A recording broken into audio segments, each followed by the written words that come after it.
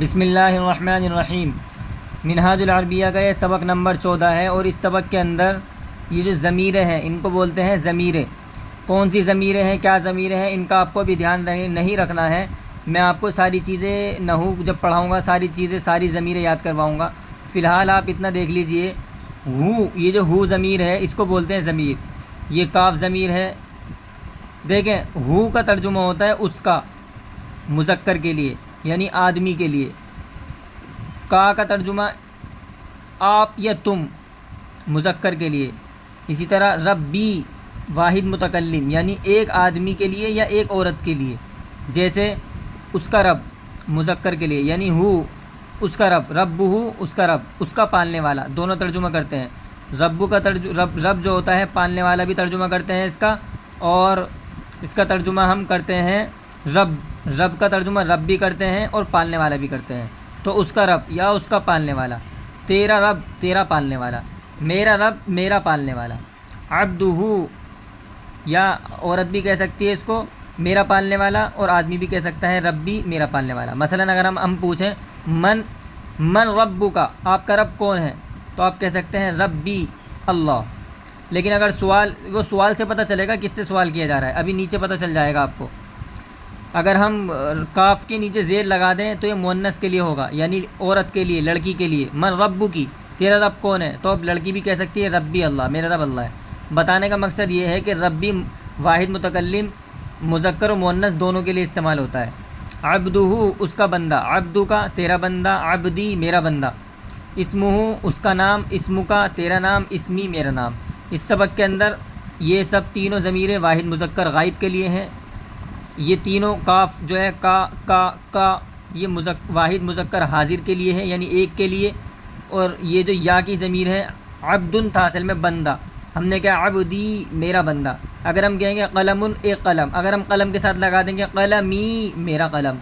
اسی طرح کتاب ہے، کتاب کی عربی کتابن آتی ہے، تو ہم کتاب کے ساتھ اگر یا لگا دیں گے کتابی میری کتاب، تو اسی طرح اس کا استعمال ہوتا ہے۔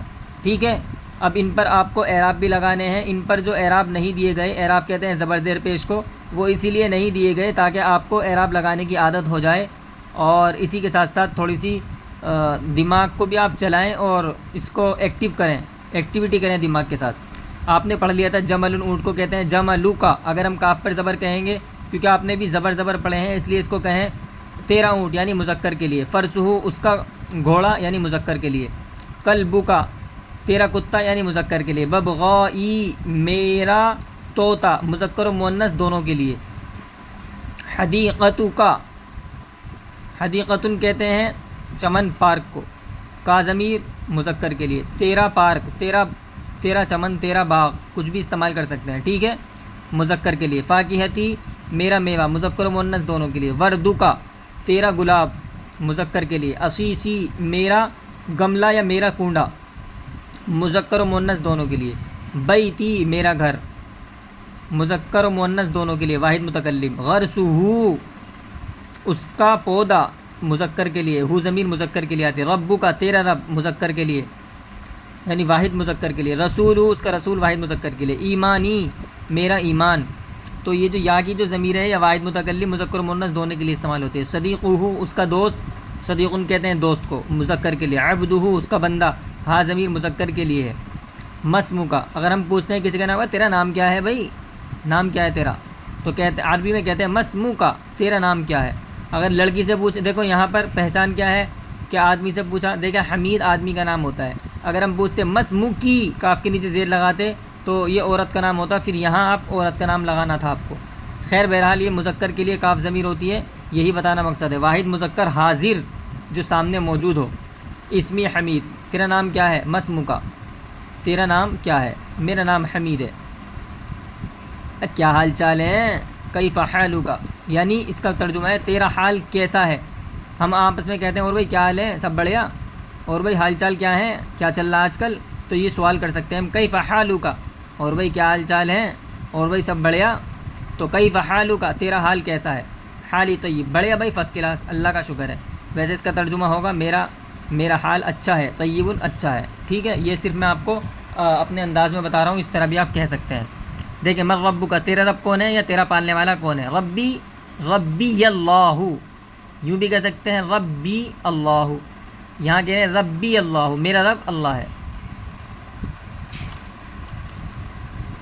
اب محمد الرسول، کیا محمد اس کے رسول ہیں یعنی اللہ کے؟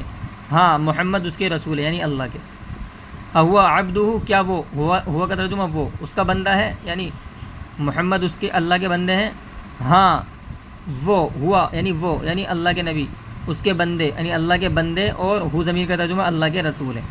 الاسلام دینی، اسلام میرا دین ہے۔ وہذا الدین سہل، اور یہ دین آسان ہے۔ یہ سوال ہے، سوال کا جواب آپ کو کمنٹ میں دینا ہے۔ من ربک، تیرا پالنے والا کون ہے؟ انت عبدہ، کیا تو اس کا بندہ ہے؟ ما دینہ کا، تیرا دین کیا ہے؟ من رسول کا، تیرا رسول کون ہے؟ اگر بس یہاں آپ مذکر کی ضمیر یاد کریں، میں ساری ضمیریں انشاءاللہ آپ کو جلدی ہی یاد کرا دوں گا، ٹھیک ہے؟ پریشان ہونے کی ضرورت نہیں ہے۔ کمنٹ کے کیا تو کمنٹ میں لکھ دوں گا یا ڈسکرپشن میں لکھ دوں گا، ساری ضمیر آپ کو یاد کرنی ہے۔ فی الحال آپ کو جو ضمیریں کتاب کے اندر دی گئی ہیں انہی کو یاد کرنا ہے۔ مسموع، اس کا نام کیا ہے؟ رب کا غافل، کیا تیرا رب غافل ہے؟ حل دینو کا باطل، کیا تیرا دین باطل ہے؟ تو آپ کو کہنا ہے لا لیسا، نہیں، دینی لیسا بباطل، لا نہیں میرا دین، دینی میرا دین، لیسا بباطل باطل نہیں ہے۔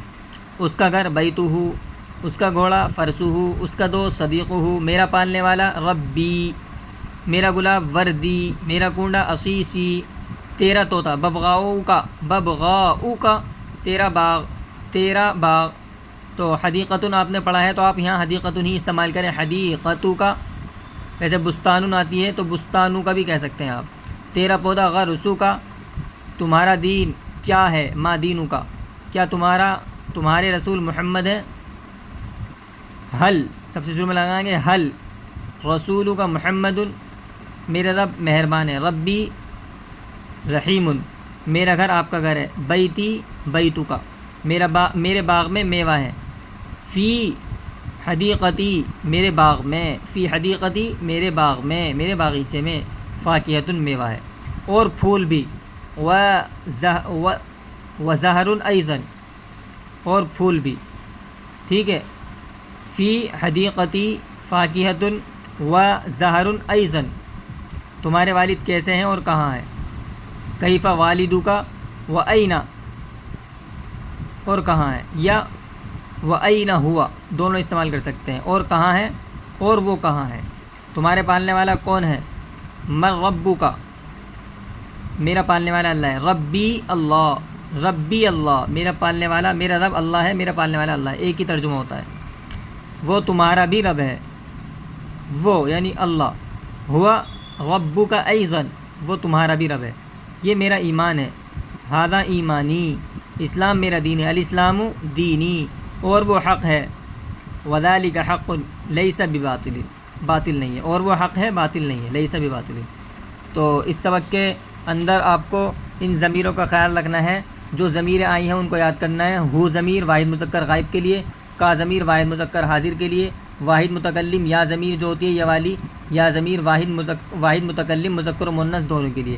ان میں صرف 3 ہی ضمیروں کا استعمال کیا گیا ہے، آگے اور بھی ضمیریں استعمال کریں گے، اس کو سیکھیں گے۔ فی الحال آپ ہو ضمیر، کا ضمیر، یا ضمیر، واحد مذکر غائب، واحد مذکر حاضر، واحد مذکر حاضر یعنی سامنے جو موجود ہو، حاضر کہتے ہیں سامنے، واحد کا مطلب ایک، مذکر کا مطلب لڑکا، یعنی میل کی جنس میں سے، لڑکوں کی جنس میں سے، چاہے وہ آدمی ہو، بچہ ہو، لڑکا ہو یا بڈھا ہو، کوئی بھی ہو۔ اسی طرح یا متکلم، تو ان کو استعمال ایسے کرنا ہے۔ اگر ہمیں کہنا ہو اس کا گھر بیتو ہو یعنی مذکر کے لیے، تیرا گھر رب بیتو کا، تیرا گھر، میرا گھر بیتی، میرا گھر، اسی طرح ان کو استعمال کرنا ہے، ٹھیک ہے؟ کوئی چیز سمجھ میں نہ آئے تو کمنٹ کر کے معلوم بھی کر سکتے ہیں آپ ہم سے۔